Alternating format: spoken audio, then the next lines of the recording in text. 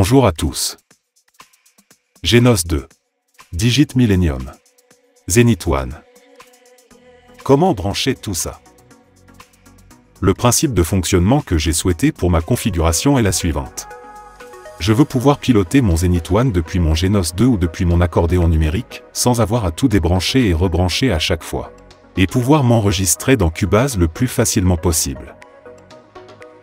Comme vous l'aurez compris, un peu de matériel sera nécessaire pour réaliser cette configuration. Une interface audio. À titre personnel, j'utilise la Presonus 1824 qui me convient très bien et qui propose un nombre suffisant d'entrées. Un mergeur MIDI. Pour ma part, le boîtier de chez MIDI Solutions est parfait. Des câbles audio jack 635. Des câbles MIDI. Voici la liste du matériel que je possède.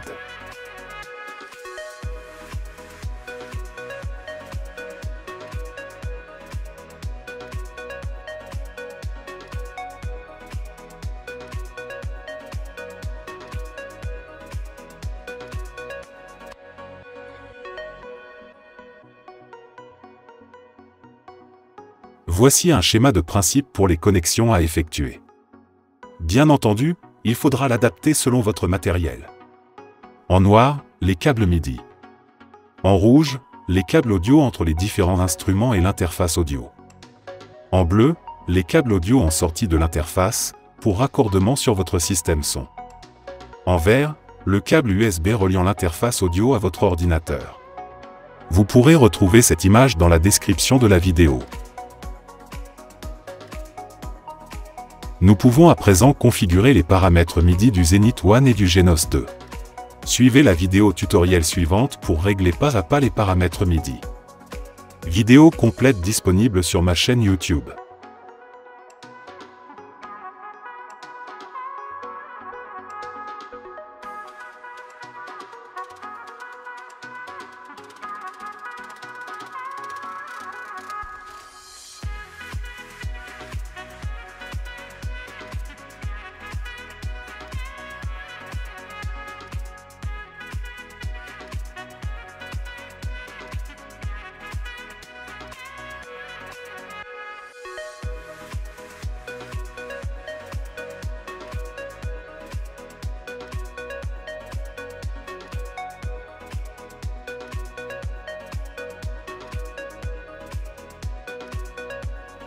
Sur le Genos 2, sélectionnez dans les paramètres MIDI Keyboard et style. Bien entendu, il faudra adapter ce réglage à votre clavier, selon que vous ayez un Korg, un Ketron, un Roland, etc. etc.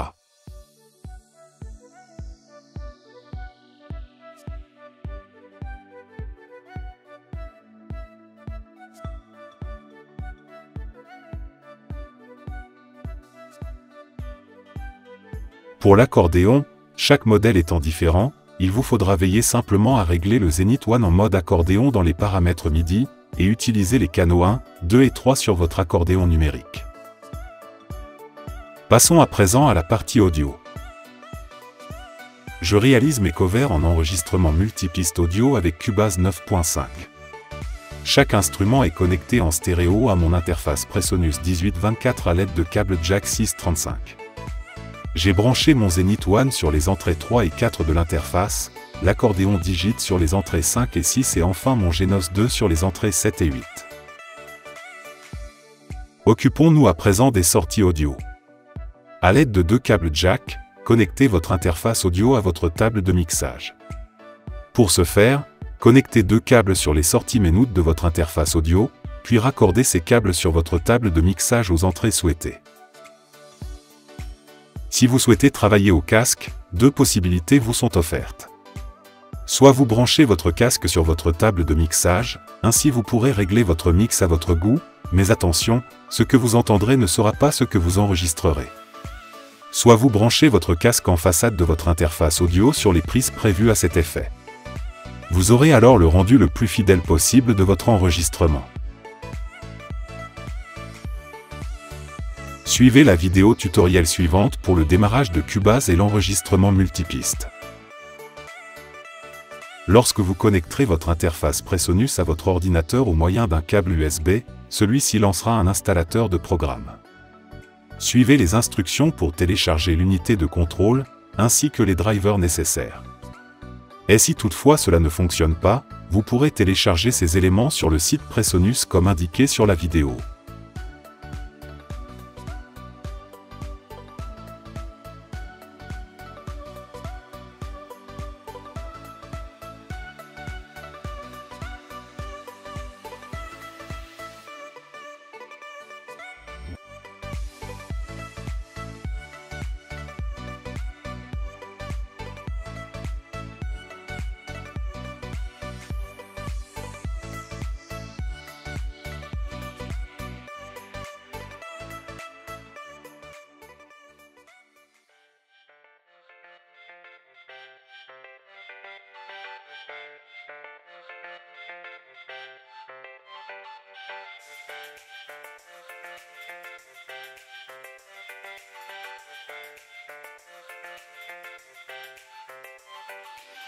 Une fois installé, ouvrez Universal Control, vérifiez que c'est bien votre interface qui est sélectionnée, puis cliquez dessus pour ouvrir le programme.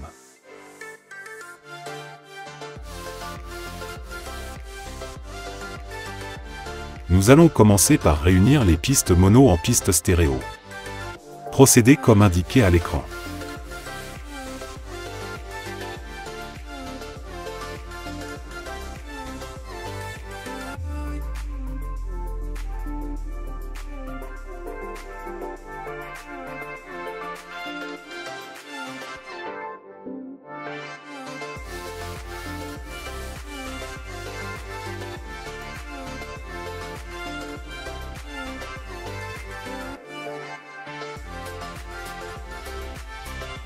Les entrées droite et gauche sont à présent réunies en entrée stéréo. Vous pouvez à présent quitter Universal Control et ouvrir Cubase.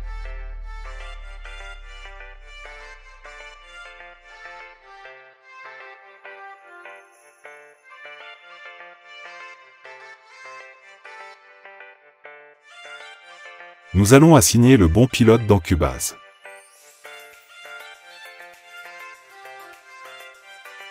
Procédez comme sur la vidéo.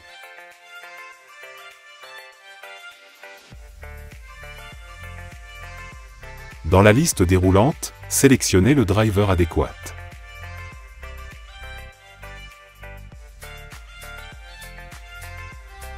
Cliquez sur Changer.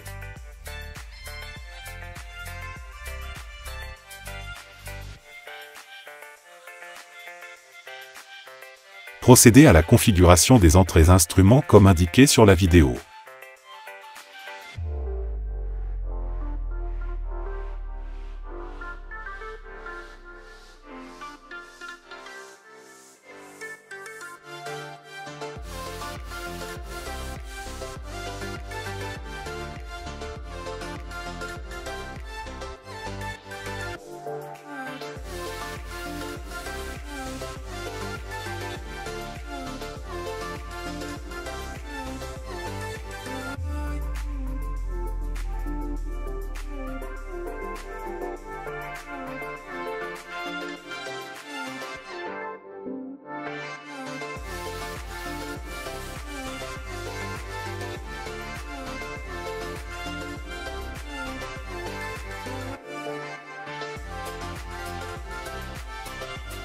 Pour chaque instrument, définissez les canaux d'entrée, comme vous l'avez vu précédemment.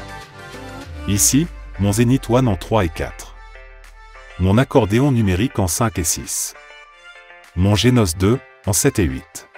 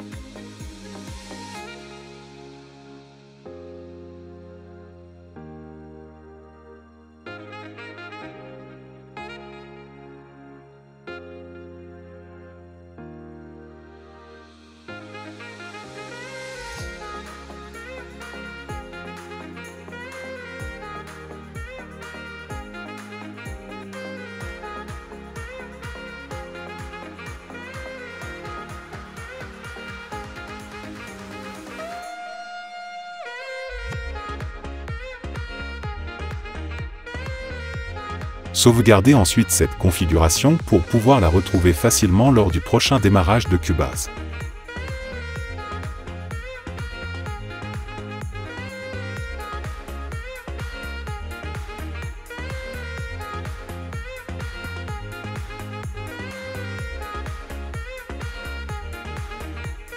Comment s'enregistrer? Comme sur la vidéo, faites un clic droit et cliquez sur « Ajouter une piste audio ». Entrez le nom de votre piste. Sur la droite de l'écran, vous pouvez voir un onglet avec marqué « Zenith One ». Cela veut donc dire que l'instrument qui sera enregistré sur cette piste est le Zenith One. Démarrez l'enregistrement sur Cubase et commencez à jouer votre morceau. Je n'ai pas gardé l'audio original, désolé.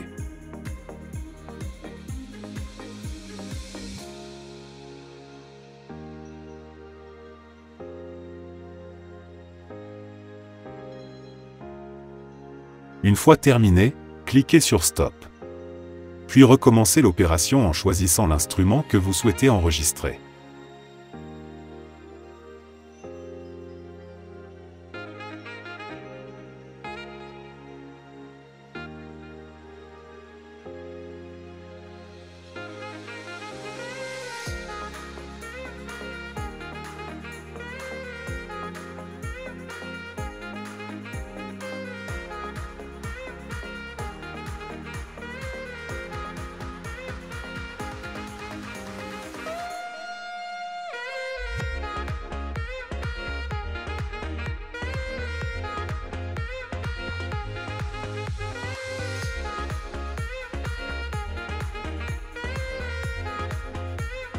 Pour cet exemple, je vais m'arrêter à 4 pistes, mais vous pouvez en ajouter autant que vous le souhaitez.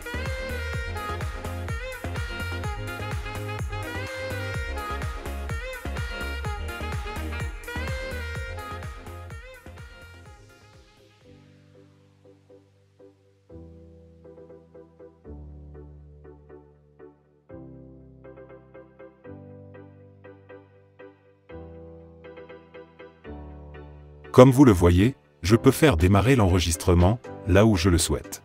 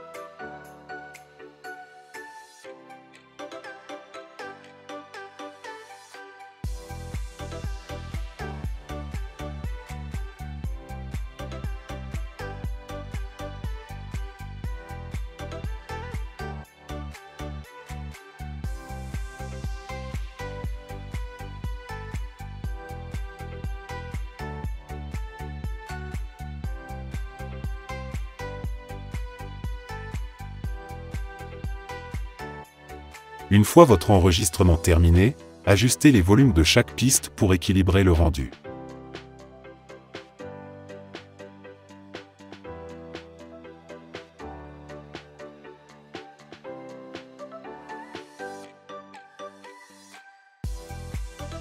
Vous êtes satisfait du résultat? Nous allons pouvoir exporter notre projet au format WAV. Avec votre souris, ajustez les marqueurs, comme sur la vidéo, pour sélectionner votre morceau.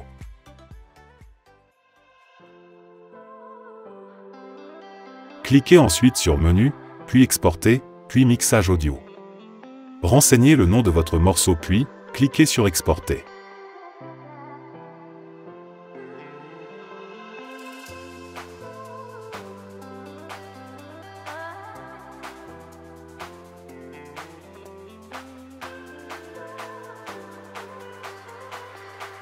Vous pouvez écouter le rendu en cliquant sur le fichier audio généré. Bien entendu, Cubase vous permet de réaliser plein de réglages, des ajouts d'effets, de faire du mixage audio, etc., etc.